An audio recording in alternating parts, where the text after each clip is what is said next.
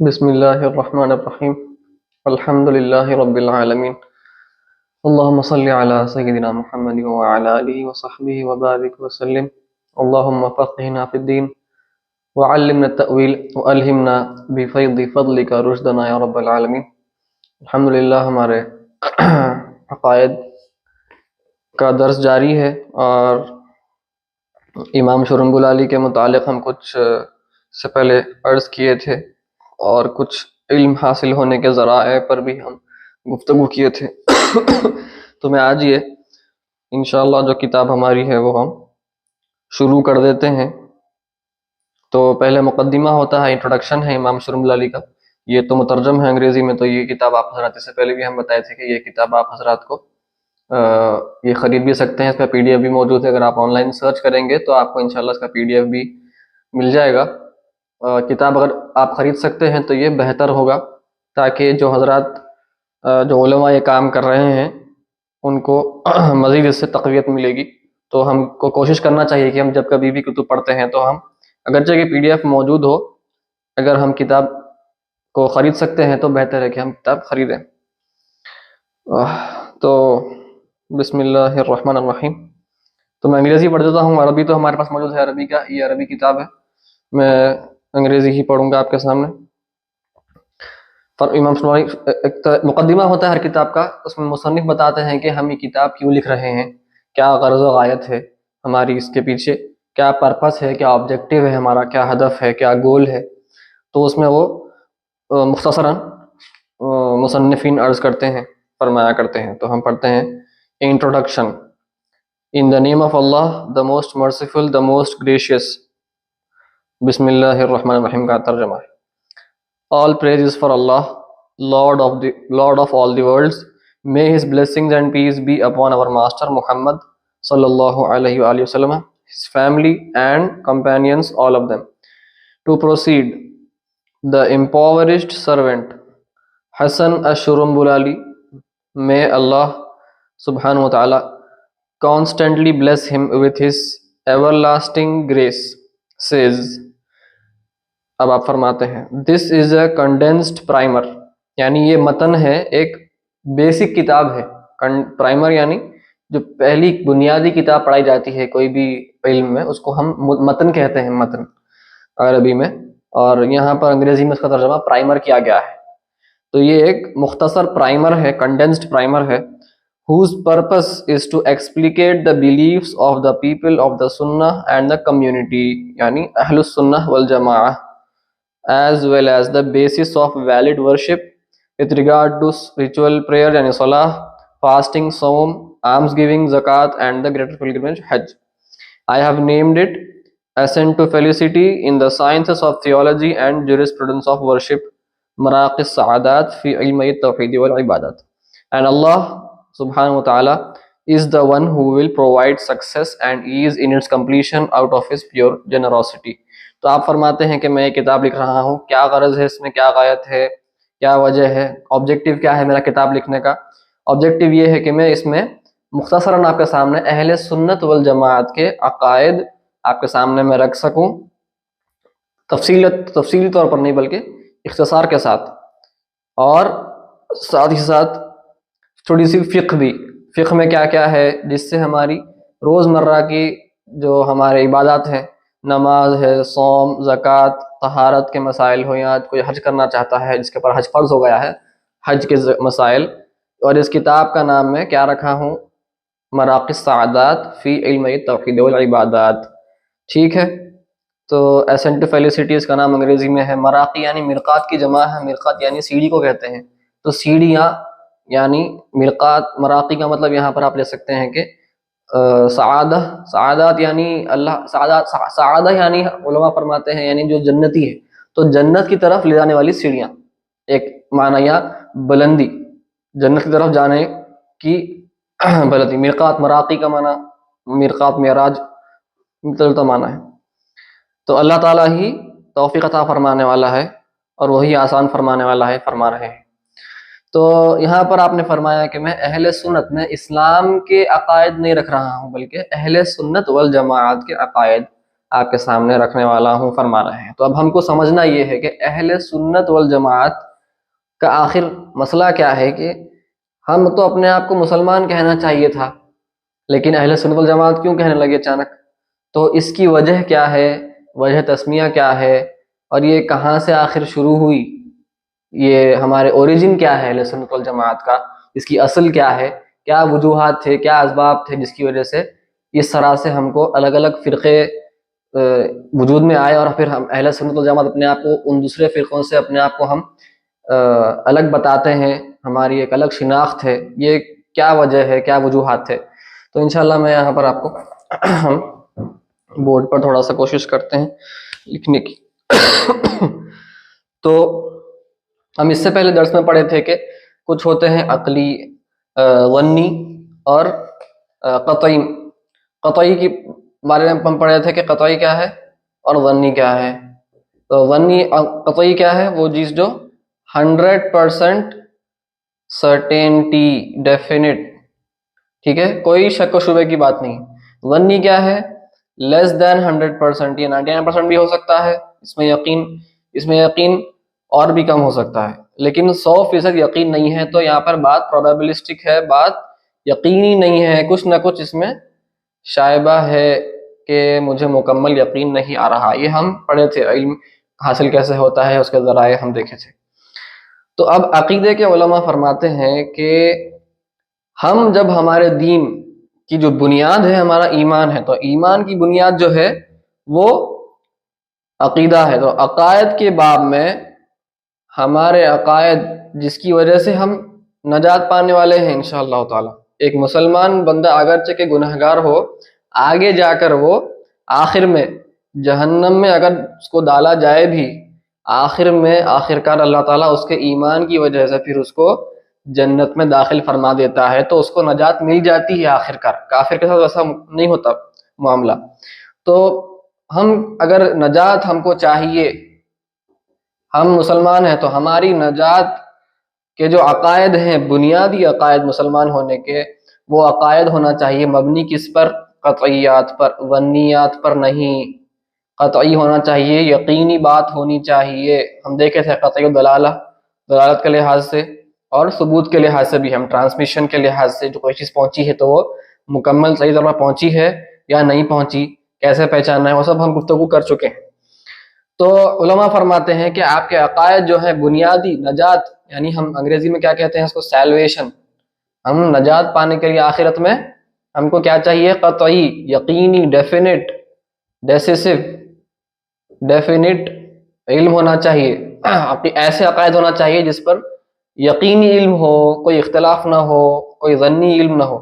تو اس میں علماء فرماتے ہیں ہاں اگرچہ آپ ظنی عقائد کو بھی شمار کر سکتے ہیں، جیسے ہم دیکھے تھے کہ ایک حدیث ہوتی ہے متواتر بھی ہو سکتی ہے، یعنی ماس ٹرانسمیشن۔ یہ جو ہے آپ کو کیا علم دیتی ہے؟ کس قسم کا علم ملتا ہے؟ اس سے یقینی علم ملتا ہے۔ ویسے ہی ہم دیکھے تھے کچھ ایسے بھی احادیث ہو سکتے ہیں جو آحاد ہیں۔ قرآن سارا کا سارا متواتر ہے، تو یہ قطعی ہے، سرٹن 100% یقینی بات ہے کہ وہی قرآن ہے۔ متواتر حدیث بھی ہے، متواتر معنوی طور پر بھی ہوتے ہیں، متواتر وہ لفظی بھی ہوتے ہیں، ایگزیکٹ ورڈز بھی ٹرانسمٹ ہوتے ہیں کبھی کبھار، لیکن اکثر وہ متواتر بالمعنی ہوا کرتے ہیں، یعنی معنوی طور پر ہم کو بات پہنچی ہے، الگ الگ الفاظ سے پہنچی ہوگی لیکن بات متواتر ہے، معنی متواتر ہے۔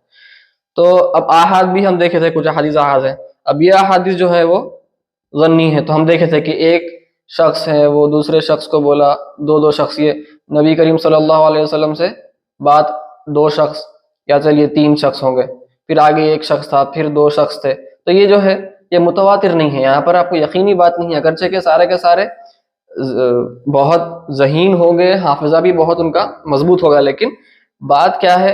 اگر حدیث صحیح بھی ہم کہہ دیں، محدثین اگر اس کو صحیح بھی کہہ دیں، چونکہ یہ متواتر کے درجے پر نہیں پہنچی، تو وہ صحیح ہونے کے باوجود اس میں احتمال ہے صحیح ہو کے حسن ہو، حسن بھی کہتے ہیں، محدثین کے پاس صحیح فرسٹ لیول ہے، سیکنڈ لیول حسن ہے۔ تو محدثین اگر یہ حکم بھی لگا دیں حدیث کے اوپر، پھر بھی ہمارے پاس کچھ نہ کچھ ڈاؤٹ ہوگا کہ ہو سکتا ہے کسی سے غلطی بھی ہو سکتی ہے، یہ ایک ممکن ہے، احتمال ہے، پاسبلٹی ہے ابھی بھی۔ اسی لیے یہ احاد میں آئے گی، ظنی علم ملے گا اس سے۔ اکثر احادیث جو ہے 99% احادیث آپ کے احاد ہی ہوتے ہیں۔ تو اب کیا ہم ابھی جیسے ہم نے عرض کیا تھا کہ قطعی سے ہی ہم عقیدہ کے علم لیں گے، تو کیا ہم ایسے احادیث جو 99% 99% احادیث ہمارے احاد ہیں، تو کیا ہم ان احادیث کو چھوڑ دیں گے؟ نہیں چھوڑیں گے، بلکہ ان احادیث کو لیکن ہم بنیادی عقیدے کا ان کو وہ مرکزیت نہیں دے سکتے، آپ ان کو وہ اہمیت بنیادی عقائد کے لیے آحاد کو نہیں دے سکتے۔ یا تو آپ قرآن کو دیں گے، وہ بھی قرآن میں وہ محکم ہونا چاہیے، متشابہ نہیں ہونا چاہیے، اور متواتر احادیث جن میں محکم الفاظ ہیں۔ تو اگر کوئی آحاد کو بھی اگر آپ کو قبول کرنا ہے تو کیا کریں، کیا دیکھیں گے ہم؟ آحاد کے احادیث کو اگر آپ کو قبول کرنا ہے تو آپ پرائمریلی بذاتی ہی انہرنٹلی ان اٹ سیلف اس کو آپ عقیدے کے لیے دلیل نہیں بنا سکتے۔ ہاں اگر یہ ایسی حدیث ہے جو متواتر قرآن کے خلاف نہ جاتی ہو، ٹھیک ہے، اور کہ قرآن صلاح متواتر ہے اور اس کے محکمات کے خلاف نہ جاتی ہو، اور متواتر حدیث کے خلاف نہ جاتی ہو، نہیں جانا، اس کے خلاف نہیں جانا، اور عقل کے خلاف نہ جاتی ہو، انٹلیکٹ، عقل کے خلاف نہیں جانا چاہیے، اور آحاد قرآن کے خلاف نہیں جانا چاہیے، متواتر حدیث کے خلاف نہیں جانا چاہیے، اور عقل کے خلاف نہیں جانا چاہیے، اور اس میں کوئی ڈیفیکٹس نہ ہو۔ یہ محدثین کی فیلڈ ہے، یعنی اس کو علت کہتے ہیں، علتیں نہ ہو، عدم العلہ، اور یہ irregular نہ ہو، یا یہ anomalous نہ ہو، irregular نہیں ہونا چاہیے irregular، یعنی اس کو شاذ کہتے ہیں۔ تو یہ اس کو anomalous بھی بول سکتے ہیں آپ انگریزی میں۔ یہ 5 شرائط ہیں۔ اگر کوئی حدیث آحاد کی بذاتی ہی آپ کو اس کو ایکسیپٹ کرنا ہے ایز اے دلیل عقائد کے باب میں، تو وہ قرآن کے خلاف نہیں جانا چاہیے، متواتر حدیث کے خلاف نہیں جانا چاہیے، عقل کے خلاف نہیں ہونا چاہیے، اس میں علتیں نہیں پائی جانا چاہیے، نہ ہی اس میں کوئی شذوذ پائے جانا چاہیے۔ اگر یہ 5 شرائط قبول ہو جائیں تب جا کر اس کو آپ عقیدے کے باب میں ایکسیپٹ کر سکتے ہیں، ٹھیک ہے۔ تو اکثر آپ دیکھیں گے بذاتی ہی آحاد احادیث، کیونکہ قرآن میں سب کچھ ہے، قرآن میں آپ کی نجات کے لیے سب کچھ موجود ہے، قرآن کافی ہے۔ ہاں جو احادیث ہیں، احادیث اس کے قرآن کے ایکسپلینیشن کے لیے ہیں، اس کے بیان کے لیے ہیں، اور وضاحت کے لیے ہیں، کلیئرٹی کے لیے۔ میرے خیال سے یہ بات ذہن میں ضرور رکھنا چاہیے کہ ہم جب عقائد پڑھتے ہیں تو ہمارے پاس قطعی عقیدے کی بنیاد ہماری کیا ہونا چاہیے؟ قطعیات پر ہونا چاہیے، ٹھیک ہے، ظنیات پر نہیں ہے بنیاد۔ ظنیات پر ہوگی تو پھر ہماری بنیاد کھوکھلی کہلائے گی۔ چلیے آگے بڑھتے ہیں۔ تو اب اہل سنت والجماعت کا ذکر فرمائے امام شرمبلالی، سے پہلے کئی علماء بھی فرما چکے ہیں کہ اہل سنت والجماعت کا عقیدہ یہ ہے۔ ہم کتابیں بھی پورے ذکر کیا آپ کے سامنے، اشاعرہ، ماتریدیہ، حنابلہ، کہ یہ کتابیں ہیں، یہ ہیں۔ تو یہ اہل سنت والجماعت آخر ہمارا نام کیوں ہے؟ یہ ایک سوال اٹھ سکتا ہے کہ بھائی ہم کو اللہ تعالیٰ نے مسلم کہا، وَسَمَّاكُمُ الْمُسْلِمِينَ، پھر ہم اہل سنت والجماعت کیوں؟ یہ الگ سے شناخت کیوں؟ تو اس کے لیے بات سمجھنا ضروری ہے۔ حضرت ابوبکر رضی اللہ عنہ، نبی کریم صلی اللہ علیہ وآلہ وسلم کی وصال مبارک کب ہوا؟ یہ سمجھے آپ 13 سال مکے کے، 10 سال مدینہ منورہ کے۔ نبی کریم صلی اللہ علیہ وآلہ وسلم کا وصال مبارک ہوا مدینہ منورہ۔ اس کے بعد کیا ہوا؟ یہاں پر حضرت ابوبکر، تو آپ یہاں پر ایسا اس طرح دیکھیں گے اس کو، حضرت ابوبکر رضی اللہ عنہ کہ کتنے سال ہیں؟ پھر آپ کی خلافت کے 2 سال ہیں، ٹھیک ہے۔ اور پھر حضرت عمر ہیں، حضرت عمر کے کتنے سال ہیں؟ سمجھیے، اندازاً عرض کر رہا ہوں میں، اس میں علماء میں اختلافات بھی ہیں، ہم اندازاً لکھ دیتے ہیں، 10 سال ہیں۔ حضرت عثمان کے 12 سال ہیں، اور حضرت علی اور امام حسن، مولا علی اور امام مولا حسن، دونوں کے آپ یہاں پر समझिए 6 साल लगा लिए, ठीक है, 22, 24, 26, ठीक है, टोटल 30 साल हुए, 30 साल, ठीक है। अब मैं तफसीलात में ज़्यादा नहीं जाऊँगा, यहाँ पर तफसीलात कुतुब तारीख़ में उनका जिक्र है। और मैं यहाँ पर भी अर्ज़ कर दूँ आपसे एक बात, अभी हमने जैसे अर्ज़ किया था, देखिए आप, कि हमारा अक़ीदा हम कहाँ से लेंगे, हम लेंगे अक़ीदा कहाँ से लेंगे, हम अक़ायद, हमारा मबनी जो होगा, अक़ायद की बुनियाद क़त्ई होना चाहिए, कोई डाउट नहीं होना चाहिए उसमें। अगर ज़र्रा बराबर डाउट है किसी को, यानी 100% नहीं है, क़त्ई मतलब 100%, आपको 99.9% यकीन है या 99.999% यकीन है, ये अभी भी 100 नहीं हुआ। इफेक्टिवली बोल सकता कोई कि भाई टेंड्स टूवर्ड्स 100, लेकिन ये 100 नहीं है, तो ये क़त्ई नहीं होगा, ये ज़न्नी ही कहलाएगा।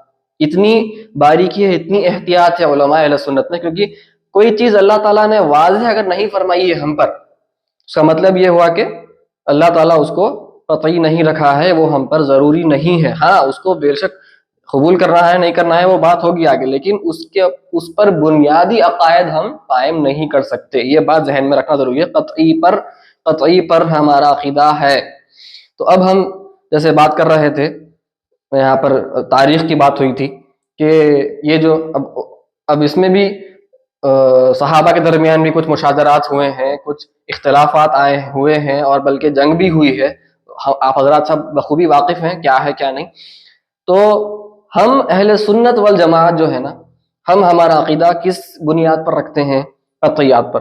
तो हमारा अक़ीदा जो है, अक़ीदा किससे लेंगे आप, क़त्ई। तो अक़ीदे के कुतुब में जो भी लिखा हुआ रहेगा वो हवाई बातें नहीं रहेंगे। अक़ीदे के कुतुब में क्या लिखा होगा अहले सुन्नत की, हवाई बातें नहीं रहेंगे। कोई फलां कुछ बोल दिए, कोई फलां हिस्ट्री की किताब में कुछ लिखा हुआ था, फलां तारीख़ की किताब में कुछ लिखा हुआ था, तो वो अक़ीदे के उलमा ऐसे एक्सेप्ट नहीं करते, कबूल नहीं करते। वो कहते हैं भाई दलील लाओ तो पुख्ती दलील लाओ, क़त्ई लाओ, कि उसमें कोई ज़र्रा बराबर भी डाउट नहीं पैदा होना चाहिए। और अगर ज़न्नी भी हो तो वो फिर हमने अभी बता दिया, उस पर आप आपके बुनियादी फाउंडेशनल बिलीफ उस पर आप कायम नहीं कर सकते, बल्कि क़त्ई के एतबार से हम अभी जिक्र किया, कुरान के खिलाफ नहीं होना, मुतवातिर हदीस के खिलाफ नहीं होना, अक़ल के खिलाफ नहीं होना, उसमें इल्लत नहीं होना, उसमें शुज़ूज़ नहीं होना, तो ये फिर सेकेंडरी है, ये सेकेंडरी है, ठीक है। प्राइमरीली तो क़त्इयात पर है। वैसे ही आप देखेंगे, लेकिन अब जैसा ज़न्नी है, अहादीस हैं, तो उस पर ईमान लाना फ़र्ज नहीं है, लेकिन उस पर अमल करना फिर फ़र्ज हो जाएगा, यानी उसको फ़र्ज अमली कहते हैं, फिर फ़ुक़हा फरमाते हैं। तो आप देखेंगे कि फ़िक़्ह में आपको, अब यहाँ पर देखिए क़त्ई में क्या आएगा, मुतवातिर हदीस आ जाएंगे, कुरान सारा मुतवातिर है और मुतवातिर हदीस। लेकिन ज़न्नी में क्या है, ज़न्नी में आहाद है, आहाद हदीस है, मुतवातिर जो नहीं होती वो आहाद की कैटेगरी में आती है। सॉलिटरी नरेशंस हम देखे थे इससे पहले के दर्स में। तो फ़िक़्ह में क्या कहते हैं, फ़िक़्ह के कुतुब में आपको देखेंगे कि मुतवातिर कुरान अहादीस के साथ साथ आहाद पर भी, यहाँ पर क़त्ई भी है और यहाँ पर ज़न्नी पर भी अमल होगा यहाँ पर, क्योंकि फ़िक़्ह क्या है, अमल का मैदान है। अक़ीदा क्या है, बिलीफ है। फ़िक़्ह में अमल का मैदान होने की वजह से यहाँ पर थोड़ी सी तख़फ़ीफ़ है कि भाई अमल हमको करना चाहिए, अक़ीदा नहीं भी लाए तो अमल करना ज़रूरी है। अगर इस पर मिसाल के तौर पर आपको मैं अर्ज़ करूँ आपके सामने, हाँ, फ़िक़्ह में हम कहते हैं 1/4 ऑफ द हेड, सर का मसा करना अहनाफ के पास ये क्या है, फ़र्ज है। कुरान में क्या लिखा हुआ है, हेड लिखा हुआ है खाली, सर का मसा करो, वमसहू बिरुउसिकुम, तो कुरान में लिखा हुआ है कि सर का मसा करो। तो अब ये जो है कुरान में तो ये क़त्ई बात है कि भाई सर का तो मसा करना है ही है, इसमें कोई दो राय नहीं है, ये 100% यकीनी बात है, क़त्ई है, क़त्ई। लेकिन ये जो 1/4 हिस्सा का मसा करना है, ये कहाँ से लेकर आए, ये ज़न्नी है, ये हदीस से लेकर आए। तो ये जो है 100% यकीनी बात नहीं है, ये उससे कम है। तो लेकिन इस पे अमल करना फ़र्ज है। क्यों है फ़र्ज, ये फ़र्ज, इस पे ईमान लाना फ़र्ज नहीं है, इस पे अमल करना फ़र्ज है। अगर कोई इसका इनकार किया तो फिर काफिर होने का अंदेशा है। कोई ये 1/4 तक अगर इनकार किया तो जरूरी नहीं है कि वो काफिर हो, क्योंकि शाफ़ी के पास कुछ और हुक्म है, मालिकिया के पास कुछ और हुक्म है, ٹھیک ہے. تو یہ الگ الگ احکام یہ ظنی احادیث کی وجہ سے آئے ہیں، لہٰذا اس پر ایمان لانا فرض نہیں ہے. ہاں آپ حنفی ہیں تو آپ کو عمل کرنا ضروری ہے کہ بھائی 1/4 حصہ مجھے کم سے کم اپنے سر کا مسح کرنا ہوگا وضو کے دوران. ٹھیک ہے، تو یہ بات میں سمجھتا ہوں تھوڑی سی واضح ہو گئی ہوگی. ویسے ہی فقہ میں عمل کا میدان ہونے کی وجہ سے وہاں پر آحاد کو بھی لیا جاتا ہے. ٹھیک ہے، فی نفسی ہی آحاد کو بھی لیا جا سکتا ہے متواتر کے علاوہ. یہاں پر ویسا نہیں ہے عقیدے میں. پھر آتی ہے آپ کے اور کتب، اگر آپ آئیں اور تھوڑا سا نیچے جائیں تو آپ کے پھر فقہ میں فقہ کا میدان ہو گیا. آپ لے سکتے ہیں سیرت. ٹھیک ہے، سیرت مبارکہ میں دیکھیے آپ، اس سے پہلے سیرت سے پہلے فضائل اعمال لے لیں گے جو ہم نفل عبادات کرتے ہیں. تو فضائل اعمال میں کیا ہوتا ہے یہاں پر دیکھیے آحاد میں صرف صحیح حدیث لیں گے فقہ میں، اور حسن.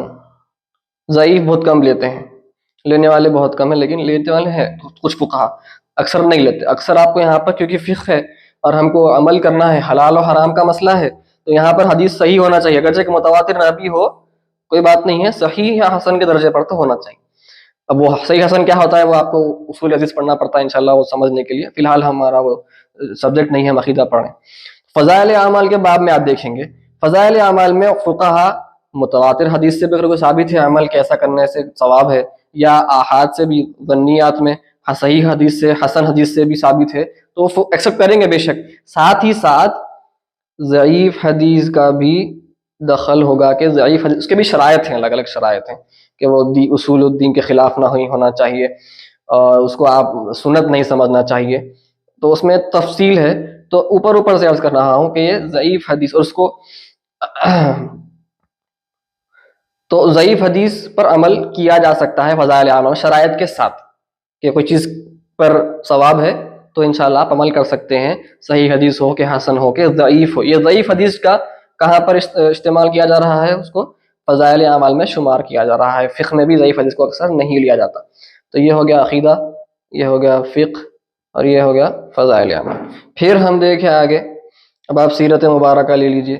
سیرت مبارکہ میں علماء جو کتب لکھے ہیں، اب چونکہ سیرت مبارکہ میں آپ یہ راویاں ایسے تھے، وہ نریشن ویسا تھا، وہ ایسی تھی روایت درست نہیں تھی، وہ تھا یہ تھا، یہ سب چیزیں آپ زیادہ باریکیوں میں جائیں گے تو آپ اکثر سیرت مبارکہ، کیونکہ جب تقریباً جو صحابہ تھے جن سے بھی مرویات ہیں وہ سب کے سب اسلام ابھی لائے نہیں تھے، وہ اسلام قبول کیے ہی نہیں تھے، کیونکہ نبی کریم صلی اللہ علیہ وسلم کا ابھی بعثت ہی نہیں ہوئی تھی. تو اس کی وجہ سے یہاں پر اور تھوڑی تخفیف ہے، اور تھوڑا سا علماء لینینٹ ہے، تھوڑے سے سختی کم کر دیتے ہیں، چونکہ ہم اکثر روایات کو پھر ہم قبول نہیں کر سکتے. تو اس میں وہ فرماتے ہیں کہ ایسے صحابی سے روایت قبول کی جائے گی جو بے شک انہوں پہلے تو اسلام تو نہیں لائے تھے وہ زمانہ میں بے شک، لیکن جب انہوں نے اس کو روایت کیا تو وہ مسلمان تھے اور ان کا حافظہ کمزور نہیں تھا، اس طرح فرماتے ہیں. تو اس میں بھی آپ کو تھوڑی سی تخفیف ملے گی سیرت مبارکہ میں. تو دیکھیے میں بتا رہا ہوں آپ کو کہ جیسے جیسے آپ نیچے جا رہے ہیں نا، تو آپ کو یہاں پر سب سے زیادہ سختی ہے عقیدے میں، کہ سب سے سختی عقیدے میں، کیونکہ اس پہ ہماری نجات ہے. جس چیز پر نجات ہے، ہماری سیلویشن ہے ہمارا، اس پر کوئی کمپرومائز نہیں کر رہے علماء. وہاں پر سب سے زیادہ ٹائٹ شروط لگا رہے ہیں، شرائط سب سے سخت شرائط یہیں پر لگا رہے ہیں. پھر فقہ میں تھوڑا عمل کا میدان ہے، حلال حرام کی بات ہے، نجات کی بات نہیں ہے، لیکن ثواب گناہ کا معاملہ ہے. تو یہاں پر تھوڑی تخفیف ہے کہ وہاں پر متواتر کے ساتھ ساتھ آحاد کا بھی استعمال کیا جا رہا. پھر فضائل اعمال میں ضعیف حدیث کا استعمال کیا جا رہا. سیرت میں تھوڑا سا اور تخفیف ہے. پھر آخر میں آپ آئیں گے تو تاریخ کی کتب، تاریخ کے کتب ہیں، ہسٹری بکس آف ہسٹری، یہ بھی ہے ہماری لٹریچر میں، اسلامک لٹریچر میں. اب تاریخ کے کتب جو ہیں اس میں ہر چیز لکھی جاتی ہے، اس میں بلکہ اس میں ضعیف ہے، حسن ہے، صحیح ہے، متواتر ہے، سب ہے، بلکہ اس میں موضوع بھی ہے. موضوع کیا مطلب؟ فیبریکیٹڈ، کہ گھڑے ہوئے باتیں بھی لکھے ہوئے ہیں اس میں. تو ہم کو یہ سمجھنا ہے کہ اب تاریخ میں کیوں گھڑے ہوئے باتیں لکھے؟ آپ سوچیں گے نہیں علماء کیوں لکھے گھڑے ہوئے باتیں؟ نہیں، اس لیے لکھے تاکہ ہم یہاں پر ہمارا کام ہسٹری میں کیا کیا ہوا ہم سب جمع کرنا چاہ رہے ہیں، بعد میں دیکھیں گے کیا صحیح ہے کیا غلط ہے. We just want to know history. تو ہسٹری بک میں ہر چیز ضروری نہیں ہے کہ درست رہو، صحیح رہو. ٹھیک ہے، ہسٹری از ہسٹری، یو ادھر ریلائی آن اٹ اور یو ڈونٹ. تو حدیث کے کتب میں آپ دیکھیں گے فقہ ہے، فقہ جو ہے یہاں پر آپ چاہے تو لا سکتے ہیں، کتب حدیث کو بھی آپ فقہ میں جوڑ سکتے. یہ حدیث کے کتب میں علماء فقہا کوشش کیے ہیں کہ خیر کچھ فقہا صرف حدیث جمع کرنے میں تھے، کچھ محدثین شروع میں، تو وہ حضرات کا زیادہ صحیح اور ضعیف پر ان کی توجہ نہیں تھی، لیکن بعد کے پھر محدثین نے یہ کوشش کی کہ بالکل صرف اور صرف صحیح اور حسن احادیث ہی جمع کریں. ٹھیک ہے، تو اس کو آپ یہاں فقہ کے ساتھ شامل کر سکتے ہیں حدیث کے کتب کو. لیکن ہسٹری کتابوں میں ہر چیز ہے، کوئی بھی کچھ بھی بولا لکھ لو. We just want to preserve history.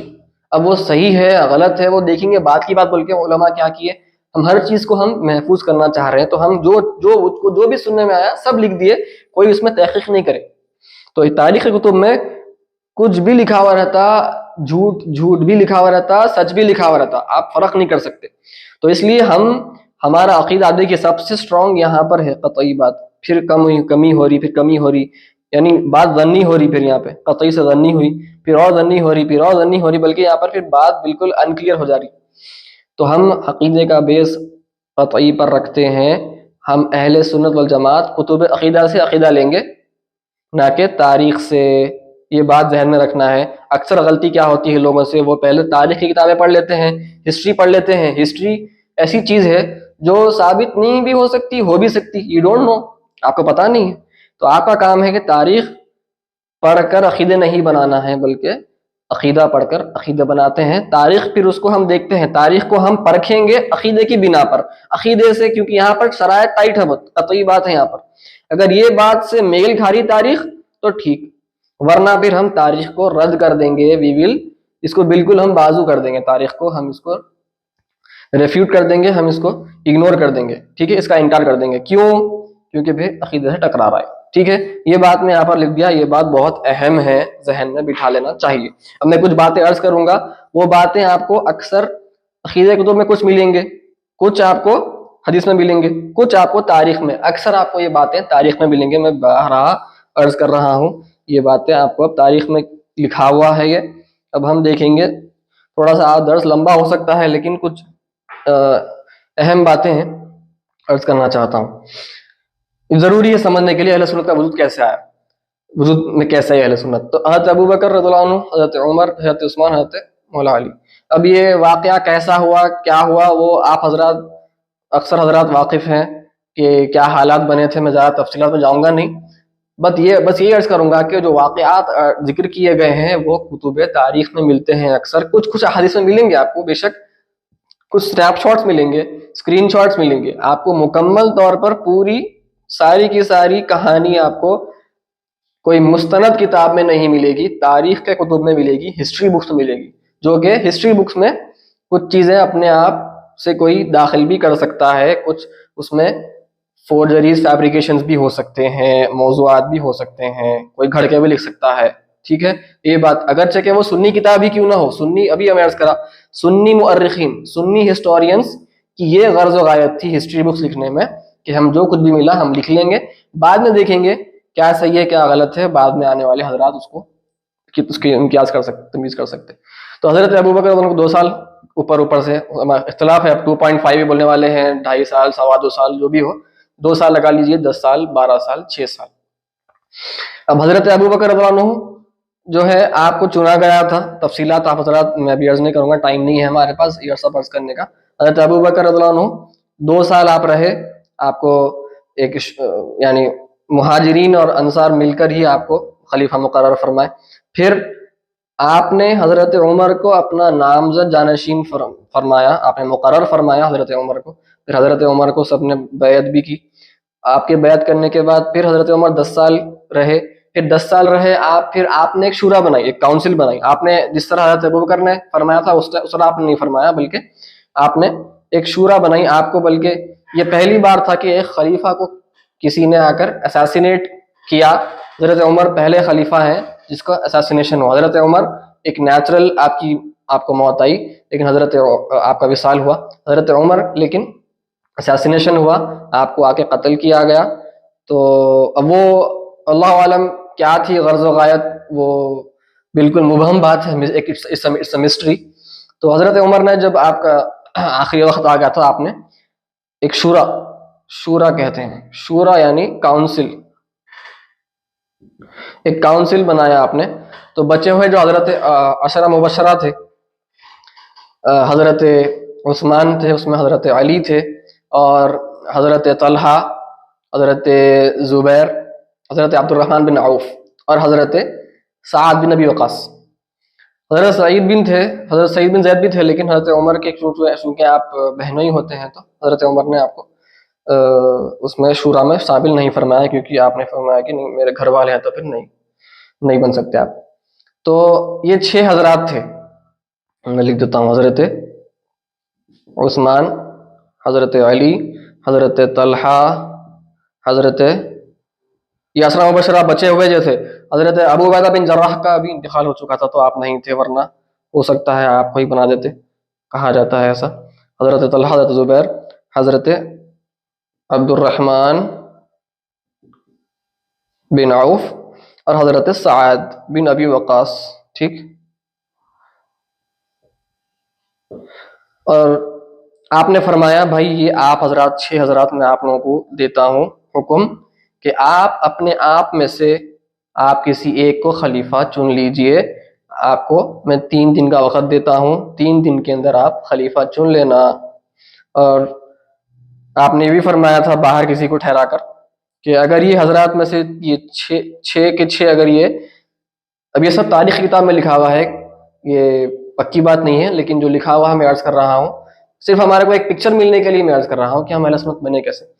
تو ہسٹری میں لکھا ہوا ہے اگر یہ 6 کے 6 حضرات اگر یہ کوئی ایک فیصلے پر یہ نہیں آ سکے 3 دن میں، تو پھر سارے کے ساروں کو ختم کر دو. یہ بھی آپ نے فرمایا، ایسا لکھا ہوا ہے کتب تاریخ میں، کیونکہ اتنی اہم چیز ہے. خلیفہ ہونا، ایک لیڈر ہونا بہت اہم ہے اسلام میں. ہم پڑھیں گے عقیدے میں، آگے پڑھیں گے انشاءاللہ کہ ایک لیڈر ہونا ضروری کیوں ہے، پولیٹیکل لیڈر. آج ہم دیکھ رہے ہیں آج مسائل پیش آ رہے ہیں امت کو، کیونکہ ہمارا کوئی پولیٹیکل لیڈر نہیں ہے.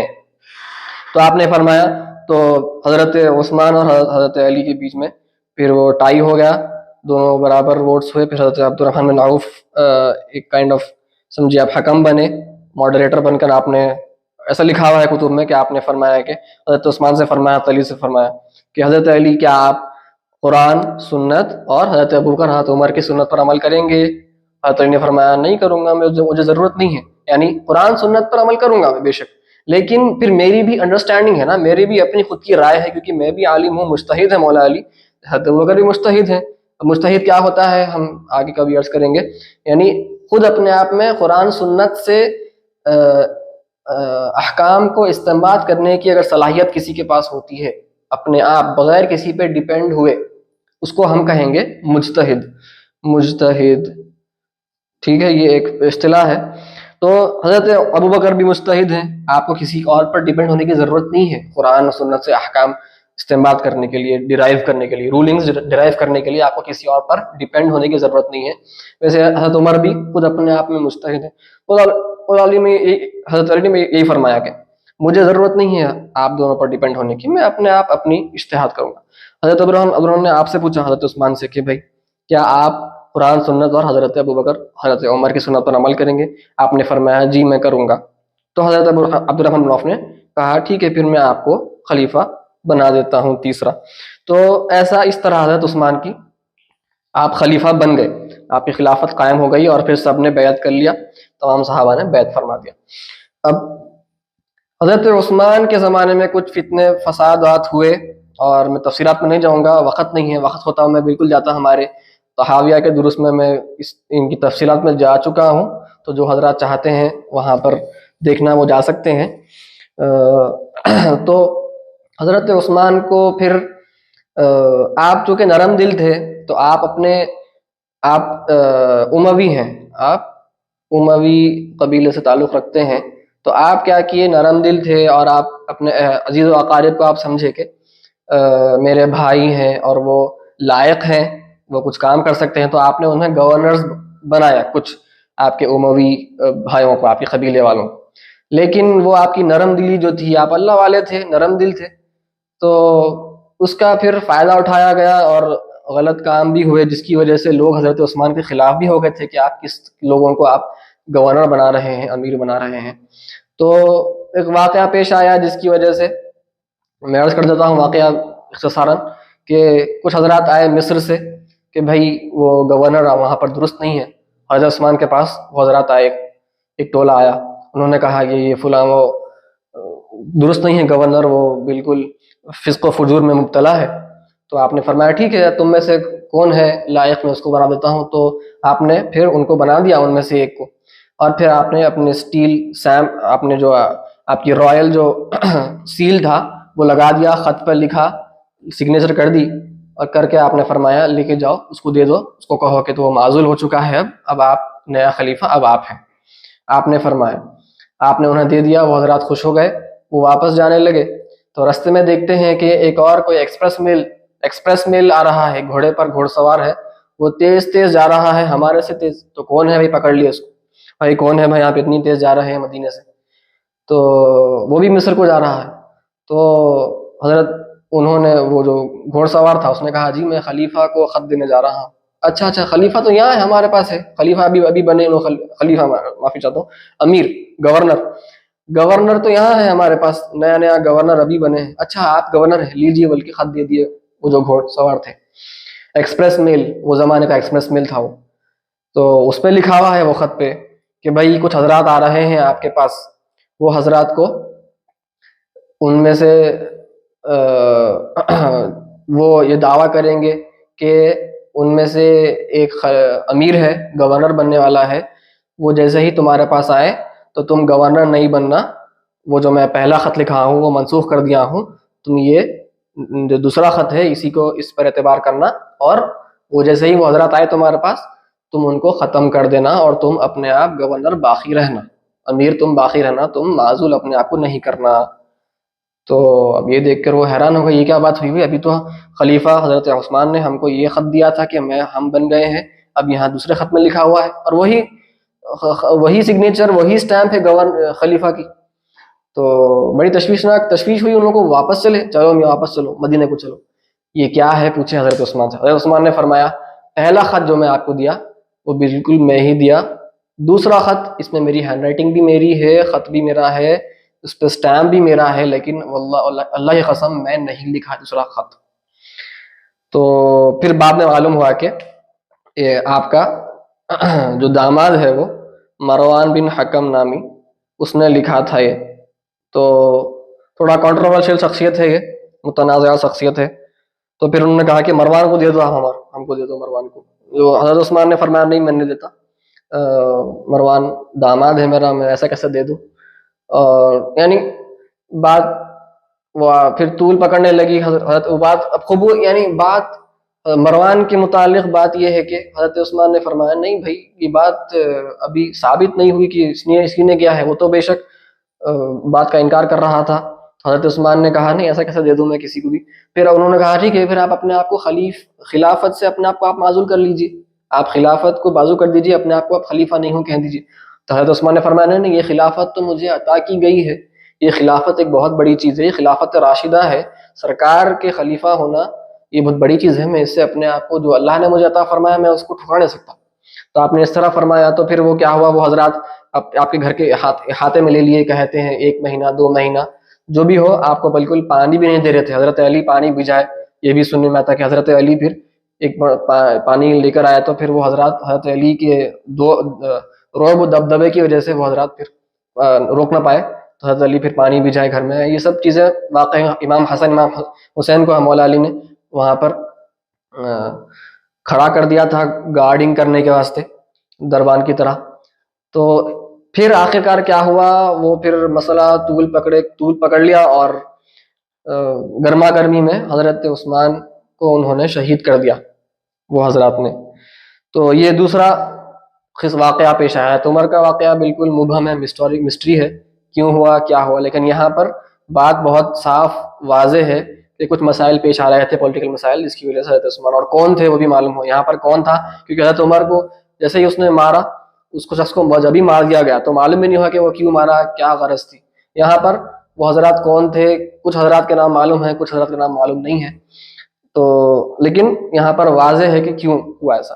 پھر حضرت علی کی خلافت، حضرت علی پہلے تو آپ خلیفہ بننا چاہ رہے نہیں تھے، لیکن لوگوں نے اصرار کیا کہ بھائی آپ اہل بیت ہیں، آپ کا ایک لوگوں میں دبدبہ ہے، رعب ہے، آپ کا وقار ہے، آپ کی بات لوگ سنتے ہیں، تو آپ بن جائیے خلیفہ۔ تو حضرت مولا علی نے پھر خلافت قبول کر لیا۔ آپ نے فرمایا میں تو آپ لوگوں کے لیے مشاور بنوں گا، کیونکہ میں مشاور بن چکا ہوں، میں ایڈوائزر، ایک ایز اے منسٹر میں وزیر بن چکا ہوں پہلے خلیفہ کا، حضرت عمر کا، حضرت عثمان کا، تو میں آپ کا مشاور بن جاتا ہوں، آپ میرے سے مشورہ لیجئے، ہم آپ کو مشورہ دیں گے۔ لیکن لوگوں نے اصرار فرمایا، صحابہ تابعین نے، تو مولا علی پھر چوتھے خلیفہ بن گئے۔ تو پھر یہاں پر مسئلہ پیش یہ آتا ہے کہ ایک حضرت عثمان کے ایک وہی قبیلے والے حضرت معاویہ رضی اللہ عنہ ہیں۔ حضرت معاویہ جو ہیں یہ صحابی ہیں، ٹھیک ہے، رضی اللہ عنہ۔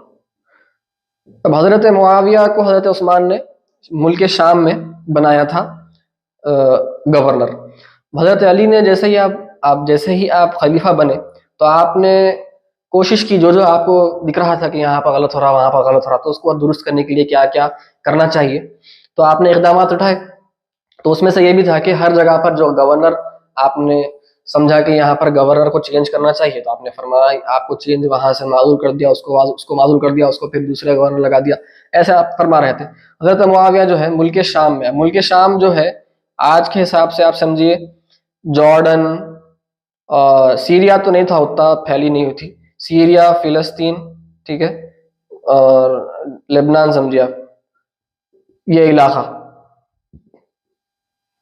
علاقہ سمجھیے آپ ملک شام کہلاتا وہ زمانے میں، یعنی جب حکومت تھی۔ سیریا بھی آتا ہے اس میں، ویسے لیوانٹ، اس کو ہم لیوانٹ کہتے ہیں آج، انگریزی میں لیوانٹ۔ تو یہاں پر آپ کی گورنرشپ تھی، تو حضرت علی نے فرمایا کہ بھائی آپ بھی اپنی گورنرشپ سے ہٹ جائیے فی الحال۔ تو حضرت معاویہ نے فرمایا کہ نہیں، دیکھیے حضرت عثمان کو جس نے قتل کیا ہے ان کا ہم کو بدلہ لینا ضروری ہے، کون ہے وہ، کیوں کرے، وہ سب چیزیں ضروری ہیں فی الحال۔ مولا علی نے فرمایا دیکھیے ابھی اسٹیبلٹی نہیں ہے پولیٹیکلی، بالکل عجیب و غریب حالات ہیں فی الحال، تھوڑا اسٹیبل ہونے دیجیے، اس کے بعد ہم کام کریں گے۔ کورٹ کچہری کا معاملہ ہے، ایسا کسی کو بھی اٹھا کے آپ کسی کو بھی نہیں بول سکتے کہ تو مجرم ہے، تو قاتل ہے، بالکل پورا ایک کورٹ کیس ہونا پڑتا، ایسا نہیں ہوتا۔ تو نہیں حتم ہوئے، لیکن تھوڑے اصرار کیے، آپ نے تھوڑا مظاہرہ فرمایا، نہیں آپ جب تک نہیں کریں گے جب تک میں آپ کی بات نہیں سننے والا ہوں۔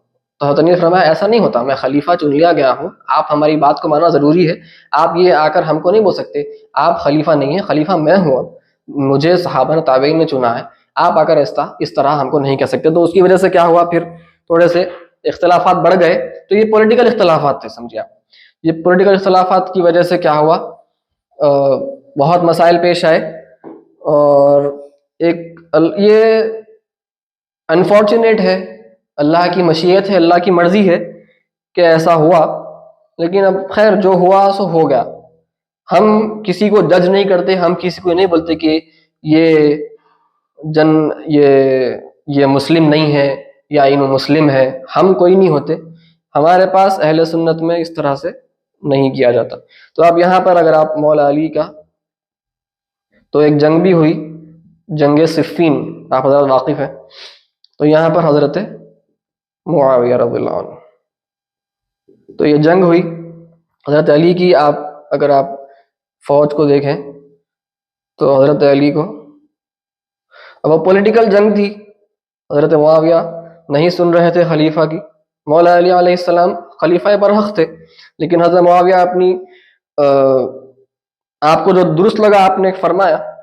اور ہم یہاں پر واضح ہے، اہل سنت کا موقف واضح ہے کہ مولا علی علیہ السلام اس موقع پر حق پر تھے، آپ حق پر تھے۔ حضرت معاویہ کی غلطی ہے، یہاں پر آپ نے بغاوت فرمائی ہے خلیفہ حق برحق سے، خلیفہ راشد سے، حضرت معاویہ یہاں پر غلطی پر ہیں۔ کچھ علماء فرماتے ہیں کہ آپ نے اجتہاد فرمایا تو آپ کو اس کا اجر ملے گا، ایک اجر ملے گا۔ کچھ علماء یہ بھی فرماتے ہیں کہ آپ نے بغاوت فرمائی، بغاوت کرنے کی وجہ سے یہ گناہ ہے، تو آپ گنہگار ہوں گے۔ یعنی اہل سنت میں دونوں رائے ملیں گے آپ کو، ایسا نہیں ہے کہ صرف ایک ہی رائے ہے، دونوں رائے ملیں گے۔ تو خیر جو بھی ہو، آپ صحابی ہیں، ہم آپ کا احترام کرتے ہیں۔ دیکھیے صحابی کا مطلب یہ نہیں ہوتا کہ یہ معصوم ہے، ان سے کوئی گناہ نہیں ہو سکتا. صحابہ سے زنا بھی ہوا ہے, کچھ صحابہ ایسے بھی ہیں وہ آ کر اعتراف بھی کر دیے سرکار کے پاس کہ حضور مجھ سے زنا ہو گیا. تو اس کا مطلب کیا یہ ہے کہ اب ہم انہیں کہیں گے کہ صحابی زنا کر دیے؟ ہماری کیا اوقات ان کے سامنے. ہم تصوف والے ہیں, اہل سنت والجماعت تصوف والے ہیں. ہم تصوف میں یہ چیز سنتے ہیں, پڑھتے ہیں کہ غیبت کرنا بہت بڑا جرم ہے ہمارے پاس. تصوف, اہل تصوف کے پاس, اولیاء صوفیاء کے پاس غیبت کرنا بہت بڑا جرم ہے. ایک عام آدمی کی غیبت کرنا بہت خطرناک ہے, تو پھر صحابہ کرام کی غیبت کرنا کتنی خطرناک بات ہوگی. یہ بات ہم کو ذہن میں رکھنا چاہیے. جو اہل سنت ہیں اور تصوف کے دعوے دار ہیں ان کو تھوڑی سی ہوش کے ناخن لینا چاہیے اگر ان کا دل کہیں مائل ہو رہا ہے. تو یہاں پر آپ دیکھ سکتے ہیں مولا علی کے, اب یہ رقہ میں آیا تھا یہ پیش واقعہ, صفین کا واقعہ. تو یہاں پر سمجھے آپ کچھ لوکل حضرات ہیں, ان کو آپ لوکلز کہہ سکتے ہیں. رقہ, یہ رقہ میں آیا, رقہ 37 ہجری. تھوڑا لمبا ہوگا آج, لیکن انشاءاللہ بات واضح ہو جائیں گی. اور پھر یہ لوکلز, کچھ لوکل لوگ تھے اور یہ قراء تھے, قرآن پڑھنے والے, لیکن صرف قرآن پڑھتے تھے, وہ سمجھتے نہیں تھے قرآن کو. بتاؤں گا کیوں مسئلہ پیش آیا ان کے ساتھ. اور یہ حضرات تھے, ان میں صحابہ تھے اور تابعین. ٹھیک ہے, یہ صحابہ تابعین کی جماعت ہے, قراء ہے, لوکلز ہیں. یہاں پر حضرت معاویہ کے پاس بھی کچھ بہت کم گنے چنے صحابہ تابعین ہیں. ٹھیک ہے, تو آپ کے پاس لوکل زیادہ ہیں, دمشق والے حضرات زیادہ ہیں, کیونکہ آپ سیریا شام میں آپ حکمران, آپ امیر تھے, گورنر تھے. تو اب اس میں کیا ہو رہا تھا, کچھ حضرات بیچ بیچ میں یہ لوکلز جو ہیں وہ یہاں سے وہاں چلے جا رہے ہیں. وہ پتہ نہیں کیا مسئلہ پیش آ رہا تھا کہ یہ لوکل حضرات کچھ یہاں سے وہاں ان کا آنا جانا ہو رہا تھا, کبھی یہاں سے لڑ رہے ہیں, کبھی یہاں سے لڑ رہے ہیں. جو بھی تھا, مرسنریز تھے, تو شاید جو بھی تھا, مسائل جو بھی تھے. اب یہ قراء جو ہے یہ, اب جیسے جنگ طول پکڑی اور حضرت معاویہ رضی اللہ عنہ کی جو فوج تھی وہ ہارنے پر آ گئی, تو انہوں نے کیا کیا, نیزوں پر قرآن کو لگا دیا کہ بھائی قرآن کی بات کریں گے. مولا علی نے فرمایا نہیں, ختم کر دو بات, اب ختم کر دو, جنگ جیتنے پہ آ گئے ہیں, ختم ہو جاتی بات. اب یہ قراء ہے نا, یہ حضرات ہی روکے, نہیں قرآن کو اٹھا لیا انہوں, ہم قرآن پڑھنے والے ہیں, ہم لوگ ان کا مجلہ قرآن پڑھنا ہے, خالی ہم قرآن پڑھنے والے ہیں, قاری حضرات ہیں, قراء, قاری کی جمع قراء. نہیں قرآن اٹھا لیے نیزے پہ, اسپیئرس پہ قرآن لگا دیے, ہم ایسا نہیں لڑ سکتے ان سے. مولا علی فرما رہے مت رکو, لیکن یہ حضرات روک دیے. اب بات ختم ہو گئی, رک گئی. پھر وہ تحقیق کا مسئلہ ہوا اور اس میں بھی کچھ عجیب و غریب مسائل پیش آئے. اس میں یہاں سے کچھ وہاں سے کچھ, میں زیادہ تفصیل میں جاتا نہیں ہے, تاریخ میں لکھا ہوا ہے سب. اور تاریخ کی بات میں ابھی عرض کر چکا ہوں آپ سے, کتنی معتبر ہے کتنی نہیں. جو بھی ہو, ہمارے کو ایک پکچر کے واسطے ہم اوپر سے بات کر رہے ہیں, ہم عقیدے بنانے کے واسطے نہیں ہے, کسی کو حکم لگانا نہیں ہے کہ انہوں کافر ہے, انہوں کافر نہیں ہے, انہوں مسلم ہے, انہوں مسلمان نہیں ہے. سب صحابہ ہیں, دونوں مسلمان ہیں, یہ گروہ بھی مسلمان ہے, یہ گروہ بھی مسلمان ہے, دونوں مسلمان ہیں. مولا علی نے اس جو یہ گروپ جس سے جنگ کی, آپ نے ان کی تکفیر نہیں فرمائی, آپ نے انہیں کافر نہیں فرمایا. تو مولا علی کے چاہنے والے بھی یہی مولا علی کی اتباع میں اس کی تکفیر نہیں کر سکتے ہم اہل سنت جماعت. تو اب یہ قراء کیا کیے, اب انہوں نے کیا کیا بھائی, تحکیم کریے.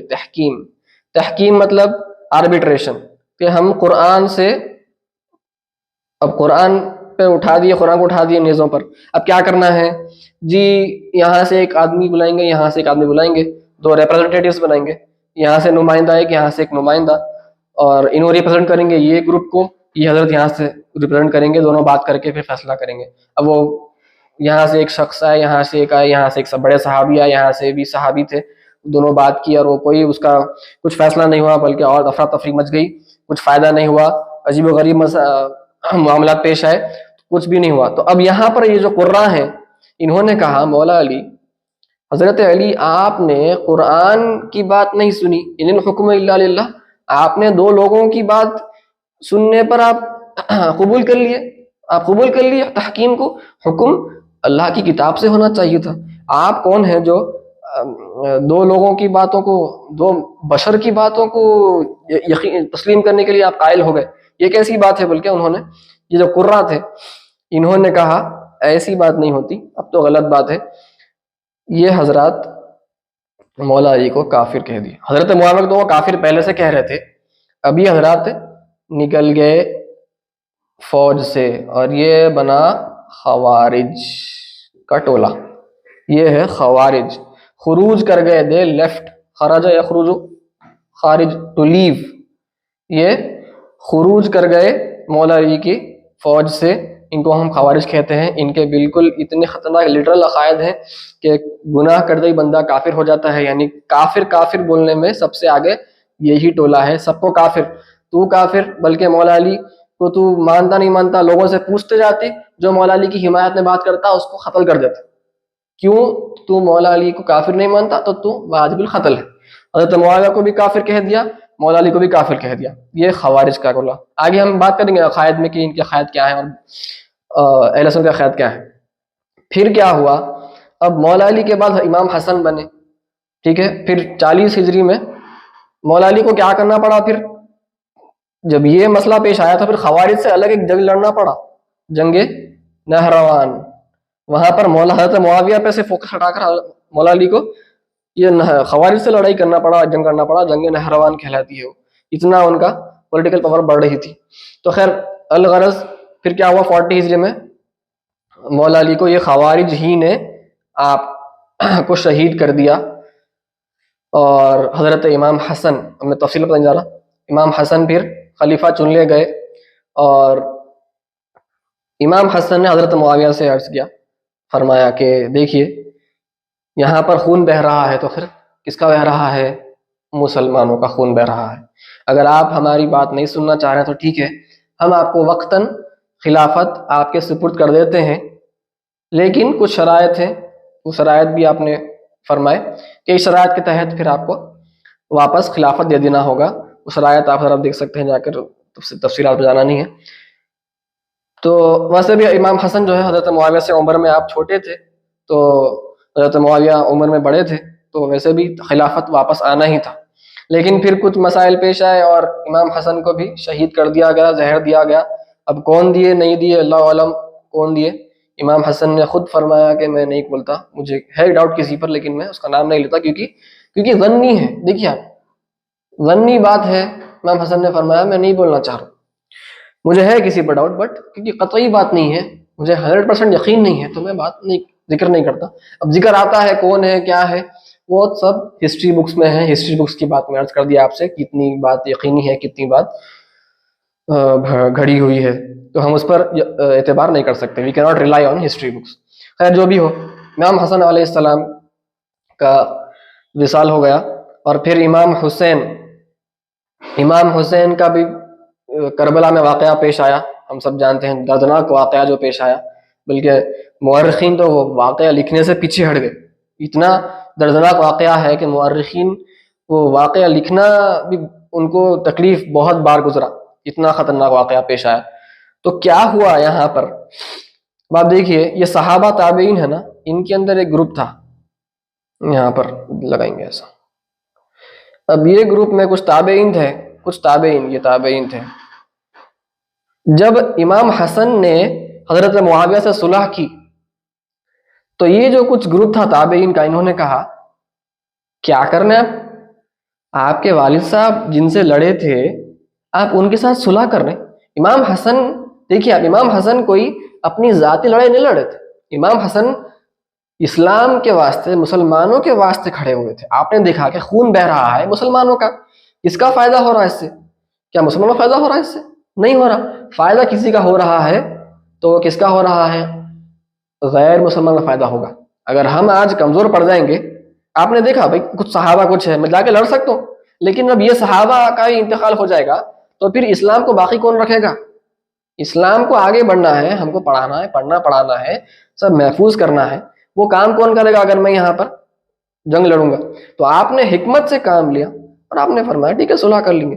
اب وہ تابعین کو یہ بات ہضم نہیں ہوئی، انہوں نے کہا آپ نے یہ کیا غلط کام کیا، بلکہ انہوں نے اس طرح بھی فرما دیا، دیکھیے آپ ان کی جرت دیکھیے، انہوں نے کہا یا مسودہ وجوہ المسلمین، اے مسلمانوں کے منہ کالا کرنے والے، نعوذ باللہ من ذلک، امام حسن سے انہوں نے فرمایا۔ امام حسن کے سامنے ان کی جرت ہے کہ وہ کہتے ہیں امام حسن کو یا مسودہ وجوہ المؤمنین، مؤمنین کا منہ کالا کرنے والے فرماندگی۔ اتنی بڑی بات، اتنی جرت ان کے اندر، صرف اور صرف یہ پولیٹیکل لڑائی کی وجہ سے امام حسن کی بات کو مانتے نہیں تھے۔ پھر امام حسین کا واقعہ پیش آیا کربلا کا، ٹھیک ہے۔ اب یہ جو واقعہ پیش آیا، اس کے بعد کیا ہوا، یہ حضرات جو تھے وہ اب ان کے اندر ایک سینٹیمنٹ جاگنے لگا کہ بھائی امام مولا علی کو پہلے، پھر امام حسن کو، پھر امام حسین کو، یہ ایک کے بعد ایک کیا ہو رہا، آخر ایک کے بعد ایک ٹارگٹ کیا جا رہا ہے اہل بیت کو۔ لگ رہا ہے کہ ایک دشمنی ہے، ایک بغض ہے اہل بیت سے۔ مولا علی کو پہلے ختم کیا گیا، شہید کیا گیا، امام حسن کو، پھر امام حسین کو۔ یہ نہیں، بات سمجھ میں نہیں آ رہی۔ تو یہی حضرات جو امام حسن کے خلاف تھے، بلکہ امام حسین کے کربلا کے واقعے میں بھی ان کا ہاتھ کہا جاتا ہے، جو بھی ہو، یہ حضرات اپنے آپ کو کہنے لگے ہم شیعہ ہیں، ہم شیعہ ہیں، ہم شیعہ۔ یعنی یہاں پر پولیٹیکلی آپ اس کو عقیدے کے اعتبار سے ابھی یہ بالکل مکمل طور پر ابھی عروج پر نہیں آئے تھے، جس طرح آج شیعہ موجود ہے اس طرح تو نہیں تھے یہ شیعہ، بلکہ پولیٹیکلی یہ کہنے لگے کہ ہم مولا علی کے شیعہ، یعنی ہم ان کے ساتھی ہیں، مولا علی کے ساتھی ہیں، امام حسین کے ساتھی ہیں، امام حسن کے ساتھی ہیں۔ تو اس طرح انہوں نے اپنے آپ کو شیعہ کہنے لگے، ٹھیک ہے۔ تو اب یہ شیعہ دیکھیے، پہلے یہی شیعہ تھے جو امام حسن کی پہلے گستاخی کیے، منہ کالا کرنے والے کہے کیا کیا کیا، امام حسین کو وہاں پر بلائے، کوفہ کو بلائے، اور جو جی دغا بازی کر دیے، یہی شیعہ تھے وہ۔ خیر جو بھی ہو، اللہ ہم کو محفوظ فرمائے۔ تو اب یہی شیعہ بعد میں ان کو ایک ندامت ہوئی، ریگریٹ ہوا کہ ہم یہ غلط ہو رہا ہے، اور ان کے اندر یہ سینٹیمنٹ جاگا، یہ ایموشن جاگنا شروع ہوا۔ تو اب یہ اپنے آپ کو شیعہ کہتے ہیں، یہ خوارج، ہم تو ان کو خوارج کہتے ہیں، شیعہ اور ہم خوارج کہتے ہیں۔ خوارج اپنے آپ کو خوارج نہیں بولتے، وہ تو اپنے آپ کو مسلم بولتے ہیں، باقی سب کفار ہیں ان کے لیے۔ تو اب بچے کون؟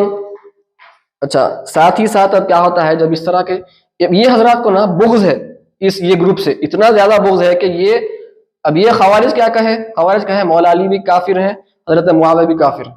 شیعہ نے کیا کہا، یہ گروپ سارا کا سارا کافر، حضرت معاویہ کافر اور ان کا سارا ٹولہ کافر، سارا تمام فوج کافر ہے، یہ شیعہ کا کہنا ہے۔ تو اب بچے کون دیکھیے آپ، یہ حضرات بچے ہوئے ہیں، کہاں گیا بچے، اب یہ حضرات بچے ہوئے ہیں، یہ حضرات بچے ہوئے ہیں، یہ حضرات بچے ہوئے ہیں۔ اب یہ جو بچے ہوئے ہیں، اب اس میں ایک یہاں پر بھی ایک فرقہ ہے۔ اب جب کوئی بھی چیز ایکسٹریمزم شروع ہوتا نا کہیں بھی، تو پھر اس کا جواب بھی آتا ہے ایسی چیز۔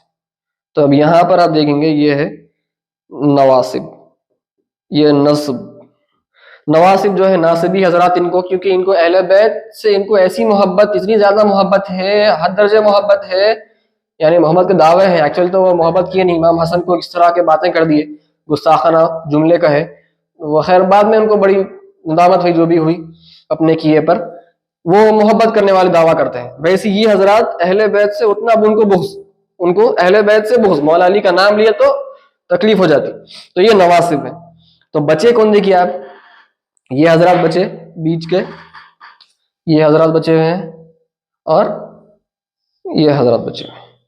اب یہ جو حضرات ہیں بچے کون، تو ہم پہلے تو اپنے آپ کو کیا بولتے تھے، مسلمان بولتے تھے۔ اب کون بچے مسلمان، اپنے آپ کو مسلمان جو کہہ سکتا ہے اور سب مانتے ہیں، تو یہ ہے، یہ اور یہ اپنے آپ کو کہتے ہیں مسلمان، یہ حصہ اور یہ حصہ۔ تو جو بعد میں مسلمان کہلائے، شیعہ الگ ہو گئے، یہاں پر خوارج الگ ہو گئے، یہاں پر نواصب الگ ہیں، تو بچے کون، مسلمان۔ تو یہ جو مسلمان بچے، ان سے اور ان سے، شیعہ سے، خوارج سے، نواصب سے الگ کرنے کے لیے نام دیا گیا اہل سنت والجماعت۔ یہ جماعت والے ہیں، یہ جماعت، یہ میجورٹی ہے نا، یہ جماعت والے۔ تو اس لیے آپ دیکھیں گے کہ اہل سنت والجماعت میں کچھ حضرات آپ کو علی علی کرنے والے ملیں گے، علی علی کرنے سے تھکتا نہیں، علی علی کرتا، تو یہ ہے وہ، یہ ہے وہ۔ اور کچھ حضرات ایسے ملیں گے آپ کو کہ زیادہ علی علی کرنے سے بھی ان کو تھوڑا سا تکلیف ہو جاتی ہے کہ بھائی آپ اتنا علی علی کیوں کر رہے ہیں. کیوں؟ چونکہ وہ یہاں سے آ رہے ہیں، ان کے روٹس، ان کے جو جڑ ہے وہ یہاں سے ہے، لیکن وہ بھی اہل سنت ہی سے تعلق ہے ان کا، اگرچہ کہ تھوڑا سا مولا علی سے ان کی دوری ہے، لیکن وہ اہل سنت ہے، مولا علی کے خلاف وہ بات نہیں کرتے. جس طرح نواسب ہیں وہ ویسے نہیں ہیں، نواسب نہیں ہیں. ہاں آج نواسب نہیں ہے وجود میں، لیکن ان کے کچھ تاثرات ہیں جو یہاں پر تھوڑے سے آ چکے ہیں، بول سکتے ہیں آپ کہ وہ حضرات ایسے ہیں کہ اب زیادہ علی علی کرے تو ان کو وہ ایک سینسٹیوٹی ہے، ایک حساسیت ہے، وہ سینسٹیو ہے، ایک سینسٹیوٹی ہے کہ زیادہ علی علی کیوں کر رہے تم کو زیادہ علی علی نہیں کرنا چاہیے. تو یہ تھوڑی سینسٹیوٹی جو ہے وہ ان کے پاس ہے، لیکن وہ اہل سنت والجماعت میں ہی کہلائیں گے، وہ الگ نہیں ہے. ٹھیک ہے، تو ہم یہاں پر میں بڑی اختصار کے ساتھ میں عرض کیا ہوں، بہت باتیں عرض کرنے کی میں سوچا تھا، لیکن وقت بہت کم ہے ہمارے پاس. تو یہ پہلے ویڈیو، آج کی ریکارڈنگ جو ہے وہ لمبی ہو چکی ہے درس کی. تو اہل سنت والجماعت ہم اپنے آپ کو کہتے ہیں، کیونکہ ہم یہ جو جماعت ہے یہ جماعت والے ہیں، اور ہم اہل سنت اپنے آپ کو اس لیے کہتے ہیں چونکہ ہم خلفائے راشدین، آقا نے فرمایا صلی اللہ علیہ وآلہ وسلم کہ علیکم بسنتی و سنتی خلفاء الراشدین، تو میری سنت اور میرے خلفاء کی سنت کو تھامے رہو، یہ فرمایا. تو ہم حضرت ابوبکر کو بھی مانتے ہیں، حضرت عمر کو بھی مانتے ہیں، حضرت عثمان کو بھی مانتے ہیں، حضرت علی کو بھی مانتے ہیں، حضرت حسن حضرت حسین کو بھی مانتے ہیں. تو ہم سنت کو بھی پکڑے ہوئے ہیں اور ہم جماعت والے بھی ہیں. یہاں پر آپ دیکھیں گے شیعہ، یہ حضرات نہ صرف حضرت معاویہ کو دیکھے کافر کہے، بلکہ انہوں نے کہا کہ یہ بات یہاں سے شروع نہیں ہوئی. ایکچولی ان کا کہنا ہے شیعہ کا، یہ بات مسئلہ یہاں سے شروع نہیں ہوا ہے، حضرت معاویہ تو بعد کے ہیں، اصل شروع کہاں سے ہوئی بات؟ حضرت عثمان تھے، اس سے پہلے حضرت عمر تھے، اس سے پہلے حضرت ابوبکر تھے، یہ سب مسائل پیش آئے، خلافت قائم ہوئی، حضرت ابوبکر فرسٹ خلیفہ تھے، یہ سب مسائل پیش یہاں سے شروع ہو رہے ہیں. تو انہوں نے کہا آپ بھی کافر، آپ بھی کافر، آپ بھی کافر، آپ بھی کافر، سب کافر. یہ شیعہ کا کہنا. ہم ایسے نہیں ہیں. اہل سنت والجماعت ہم یہاں ہیں، ہم یہاں ہیں. ہم کہتے ہیں تمام کے تمام صحابہ ہمارے سر آنکھوں پر، اہل بیت ہمارے سر آنکھوں پر. یہ ناصبی اہل بیت سے بغض رکھتے ہیں، ہم ویسے نہیں ہیں. تو یہ بات ہم کو سمجھنا ضروری ہے. اور میرے خیال سے یہ جو کہنا ہے کافی ہے. اب شیعہ میں دیکھیے آج ہمارے پاس زیادہ فرقے نہیں ہیں، فرقے تو بہت ہیں ویسے، لیکن شیعہ میں جو اصل ہے آپ بول سکتے ہیں 12 شیعہ کہتے ہیں، 12 شیعہ اور اثنا عشری کہتے ہیں ان کو. یہ سب سے بڑی گروپ ہے آج ان کی، 12 امام والے. اور اس میں زیدی ہیں، زیدی شیعہ ہیں، یہ 5 امام والے ہیں. اور اس میں اسماعیلی ہے، اسماعیلی شیعہ. یہ یعنی ان کی میجر گروپس ہیں، اور بھی ہیں لیکن یہ ان کے اصل بڑے گروہ ہیں. یہ سب سے زیادہ میجورٹی 12 کی ہے. آپ ہر جگہ جو دیکھیں گے، ایران میں یا انڈیا پاک میں بھی جو دیکھیں گے آپ، یہ اکثر 12 اثنا عشری ہوتے ہیں. زیدی جو ہوتے ہیں یہ آپ کو یمن میں کہیں الجیریا میں مل جاتے ہیں زیدی. اسماعیلی تو بہت کم ہے، بہرا ہوا.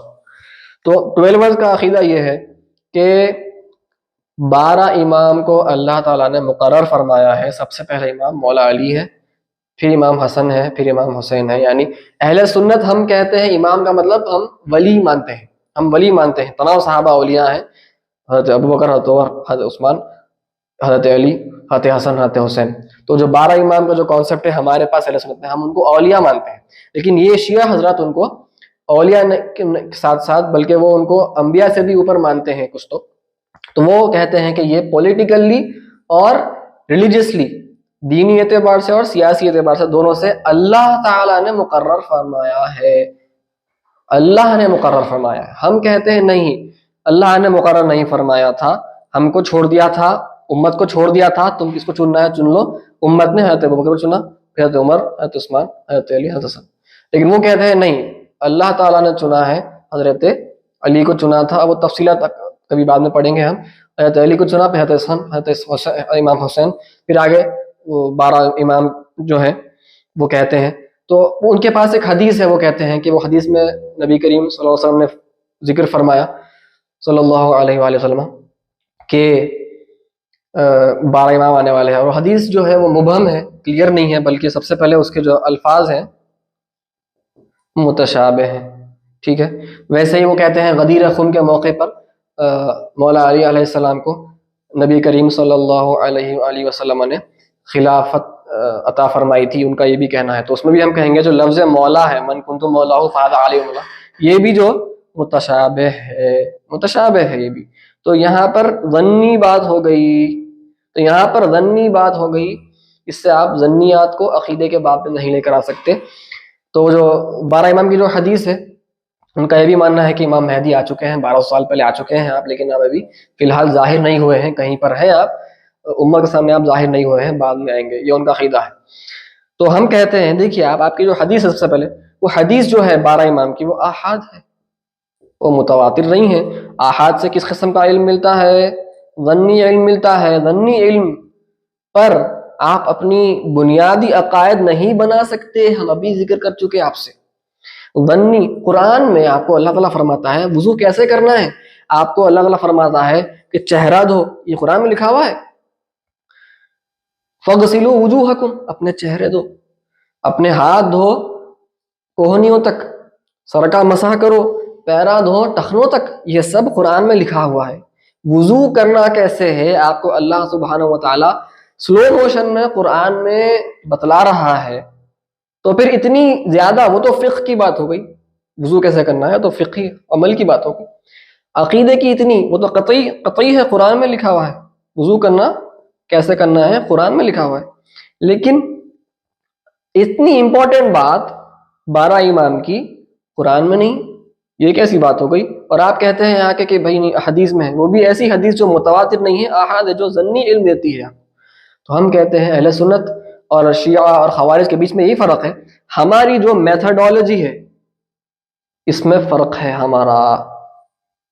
ہماری میتھڈالوجی کا یہ یا اپروچ،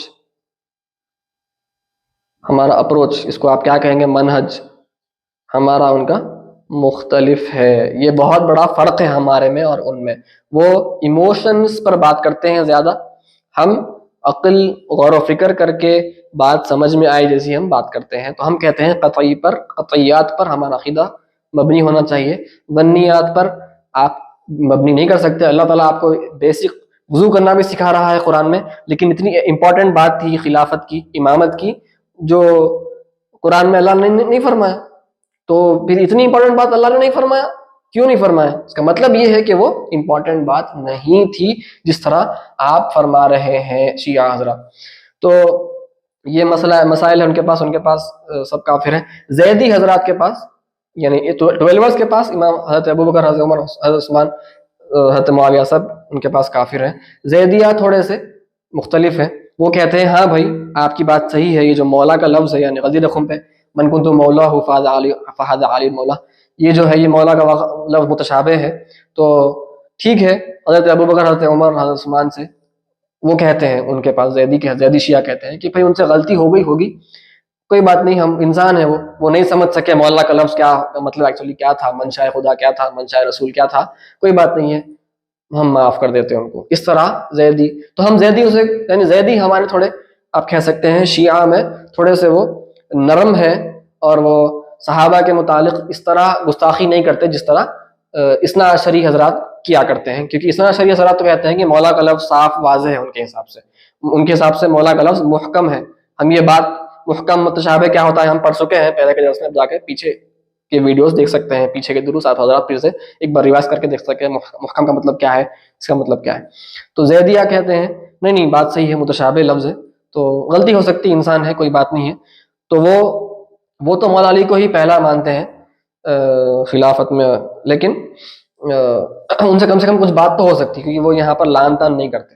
وہ حضرت معاویہ کو تو وہ بالکل غلط ہی مانتے ہیں، بلکہ کچھ حضرات بہت اثنا عشری کی طرح ہی کافر بھی ماننے والے ہیں زیدیہ میں، لیکن جو پہلے 3 خلفاء ہیں ان کے متعلق تھوڑا سا ان کا ذہن تھوڑا سا نرم ہے اثنا عشری کے متعلق بنسبت۔ اور خوارج جو ہیں یہ حضرت علی کو بھی کافر مانتے ہیں، حضرت معاویہ کو بھی کافر مانتے ہیں، حضرت عثمان کو بھی کافر مانتے ہیں، حضرت ابوبکر، حضرت عمر کو وہ کافر نہیں مانتے، ان کو صالح مانتے ہیں۔ حضرت عثمان کو وہ کافر مانتے ہیں کیونکہ حضرت عثمان، ان کے حساب سے حضرت عثمان کی وجہ سے یہ سب مسائل پیش آئے۔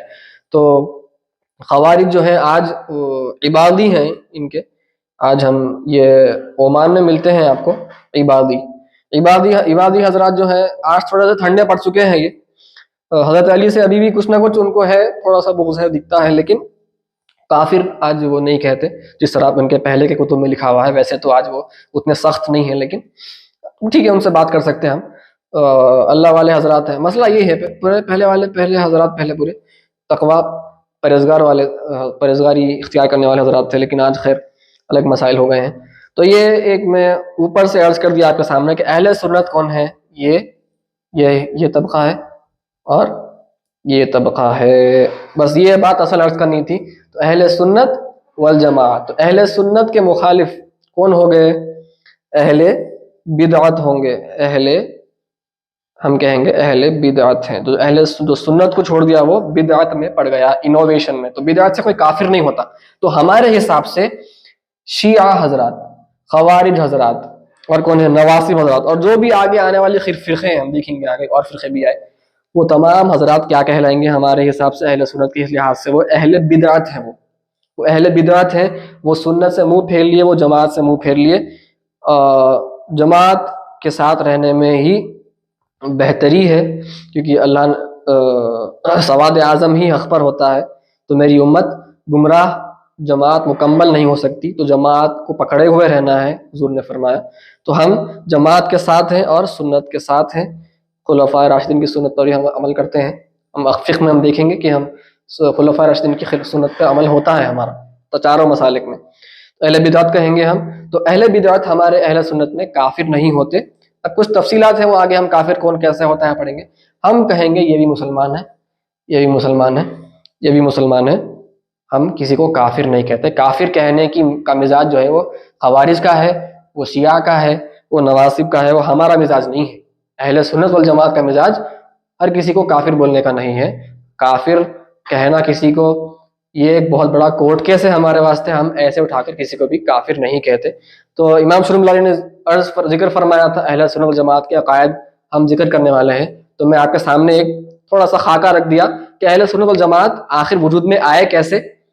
تو انشاءاللہ تعالی آگے کے دروس میں ہم دیکھیں گے کہ اہل سنت والجماعت کے عقائد کیا ہیں، اور برخلاف اہل سنت کے دوسرے فرقوں کے عقائد کیا کیا ہیں، کون سے فرقے ہیں، انشاءاللہ اس پر ہم بات کریں گے۔ آج کا تھوڑا سا لمبا ہو گیا تھا، لیکن میں امید کرتا ہوں کہ انشاءاللہ کافی مفید رہا ہوگا درس۔ وصلی اللہ تعالی علی خیر خلقہ ونور عرش سیدنا محمد وعلی آلہ وصحبہ اجمعین والحمد للہ رب العالمین۔